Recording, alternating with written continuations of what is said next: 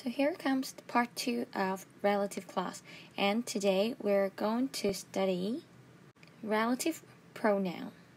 Remember in my previous video I've taught you guys how to identify relative clause, right? So basically relative clause is an incomplete sentence, it's part of a sentence that you can see a WH word inside that part of the sentence. Number 1, WH word. Number 2, you will know that the relative clause is to help combine two sentences into one. And last but not least, the relative clause, that part, will give extra information. So when you see these three things together, then you can very likely to identify that part of the sentence as relative clause. As I said, you will see WH words inside relative clauses, right? Therefore, we are going to look into WH words today. Normally, when you see a WH word, usually it will appear in a question. When you see a WH word, you know that that is a question. And we call that WH word interrogative pronoun. So basically, it's a word to ask a question. Interrogative pronoun is used to ask a question. But here, in this sentence, the underlined part is a relative clause because you see the WH word, you know that it combines from two different sentences, and that underlined part gives extra information. And when you see the WH word here, it's not a question. Therefore, this WH word is not an interrogative pronoun. It is not used to ask a question. It has another purpose. We'll study the purpose later, but at least right now you should remember this. If this WH word is not a question word, we'll consider it as relative pronoun. So I think we need to take a few steps backward. Before we learn what interrogative pronoun, what relative pronoun are, we should learn what a pronoun is. So what is a pronoun? What is the function of a pronoun? This is a definition from Merriam-Webster. A pronoun is used to replace, substitute for noun.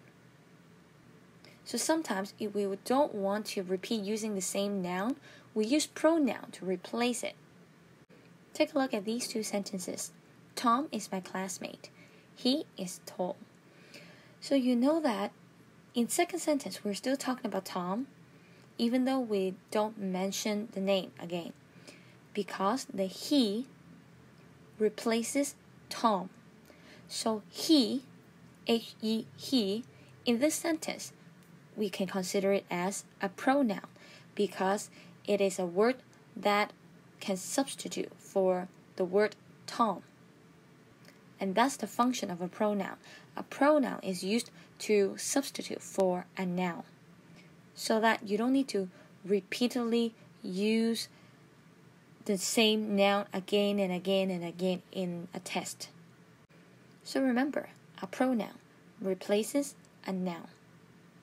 So what do these pronouns replace? The interrogative pronoun in the question, what is your name? And the relative pronoun in the sentence, she is a teacher who teaches English in my school. So, what do these pronouns replace? We're going to explore these, but let's leave interrogative pronoun away because this video is not about learning how to make questions. So, we'll focus only on the relative pronoun. So, let's take a look at this sentence again. She is a teacher who teaches English in my school.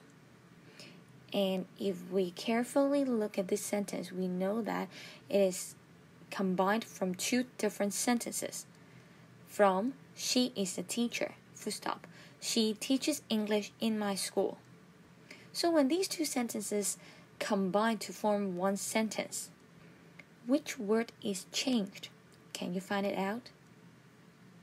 Which word is replaced by the WH word? If you try to match the words like how I do in this slide, you should be able to find out which word is replaced by who. She is a teacher. We haven't changed any word in this sentence, right? She teaches English in my school. But then in the relative clause, she teaches English in my school. The she here is replaced by who. So you can see that the WH word who here replaces a pronoun, she. So we know that this WH word is a pronoun because it replaces a noun or pronoun. So one more time, the who in the sentence replaces the word she in the original sentence. So who is a pronoun because it can replace another noun or pronoun. And because the underlined part is a relative clause and WH word is a pronoun, so we can call this WH word relative pronoun. Then you may ask, there are a lot of WH words. How should I decide which WH word to use in a relative clause? You're right. There are several WH words including who, whom, which. Well, that is not a WH word, but we'll use it in relative clause. Whose, where, when, why. But where, when, why, we don't consider them as pronouns. We call them relative adverbs, and we'll explore that later on. And now we will only focus on relative pronouns: who, whom, which, that, whose. Yes, we'll only look into these few words first: who, whom, which, that, whose. They are relative pronouns. And to start with a baby step, let's forget about whom and whose first. We just focus on two relative pronouns: who and which, or that, because that can be interchangeable with which here. So if you use that, it can mean the same as which. So we'll focus on these two words only: who, which, as relative pronouns. So when should we use who and when should we use which? It's super easy. So whenever we mention about human, people, we use who. And whenever we talk about non-human, anything that is non-human, not people, then we use which. They may be non-living things, they may be dead things, they may be insects, they may be animals. So anything that is not human, we use which to describe. So how can I decide which WH word to use? Then we'll look at what this WH word replaces.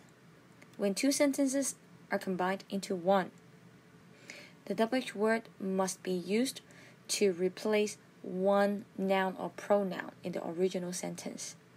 Let's take a look at this one. The first two sentences: people smoke. People are damaging their health. So when I combine these two sentences together, it will become people who smoke are damaging their health. So for the relative clause, the underlined part, the yellow words, originally it should be people smoke. And when I use it as a relative clause, I put it into another sentence. The people in people smoke is replaced by the WH word who smoke. So this WH word actually replaces people. Then you should use who. There's another way to look at this relative pronoun. So basically, the relative clause must put right after a noun. Because you are giving extra information about this noun, you're describing this noun, you're giving extra information to this noun. So we will look at this noun, the word right before the WH word. If the word right before the WH word is human, is people, then we'll use who. If not, if it's a non-living thing, it's a dead thing, then we'll use which. Here, people who smoke are damaging their health. So who, the word before who, before WH word, is people. Therefore, we must use who. because who is used to describe people, human, okay? So one more time, we'll look at the word right before the WH word. If it's human, people, then we use who. If it's a non-living thing, then we use which. And here, people who smoke. People is people, so we use who. So take a look at this one. I don't know the girl. The girl is dancing. So when these two sentences are combined into one, who in the relative clause is used to replace the girl in the original sentence. So we need to use who because the girl is a human. Of course, we can look at the word right before the relative clause. So right before the relative clause, the WH word is the girl. So definitely we need to choose who to describe the girl because the girl is human. So take a look at this example. Mary likes Tom. Tom is my best friend. If you want to combine these two sentences, then you need the WH word to replace Tom. And because Tom is a human, that's why we need to choose who. So who is used in this relative clause to describe Tom. And one more time, if you want to use another way to decide whether you should use who or which, then you look at the word right before the relative clause. Tom. Tom is the person you want to describe and gives more information about. Therefore, we need to use who because Tom is a human. Okay, now let's use the same logic to work on this example. But this time it's no longer about human. Take a look at this example. I like that bag. That bag is so expensive. So if we want to replace that bag in the sentence and make it the relative clause, then we cannot use who anymore because that bag is a non-living thing, it's a dead thing. So we need to use which to replace that bag in the relative clause. I like that bag, which is so expensive. As I said, one more time, we look at the word before the relative clause, before the WH word, and the word before the WH word is that bag. Therefore, we'll use which instead of who to connect the noun to the relative clause, okay? Here, she lives in New York. New York is a big city. And if we want to replace the word New York, we know that New York is a place, it is that thing, so we should use which here. She lives in New York, which is a big city. So which here replaces New York. One more time, you can also look at the word before the WH word, before the relative clause. So New York is the word right before the relative clause. So we need to use which to describe the place. You may ask, if we talk about place, why don't we use where? Because when we ask question about location, it's always about where, right? Don't worry, I'm going to explain it in other videos. But here, just consider New York as a city first because we're describing it as a city. So we consider it as just a normal noun, a dead thing, a non-living thing, okay? So we use which here to describe New York. The relative clause, which is a big city, is used to describe New York. So we need to use which as the relative pronoun. So in this video, we've learned several relative pronouns, but just remember these two first, who and which, or you can use that to replace which, okay? Who or which. And how should we decide which WH word to use? Then first, you need to think of which word is replaced by this WH word in the original sentence. Okay? Which word is replaced by the WH word in the original sentence. If that word that you're replacing is human, is people, then you use who. If you're replacing a non-living thing, a dead thing, then you use which. Also, you can look at the noun right before the relative clause because the whole relative clause should be used to describe the noun right before it. So look at the noun right before the WH word. If it's human, if it's people, you use who. If it's a dead thing, if it's a non-living thing, you use which. So hope that after watching this video, at least you remember two relative pronouns, who and which, and how to choose the word to use. Okay, so don't worry. It's still in the beginning part of relative clause, and you will know more and more later. Okay, we'll explore more about other relative pronouns and different types of relative clauses, okay? So today, by the end of today, you should be able to, after watching the first video, you should be able to identify relative clause. And now after watching this second video, you should be able to choose which relative pronoun, who or which, to use in a relative clause. Okay, if you can master these 2 skills so far, then that's perfect already. You're good. And I'll see you again. Stay tuned in the next video. Bye.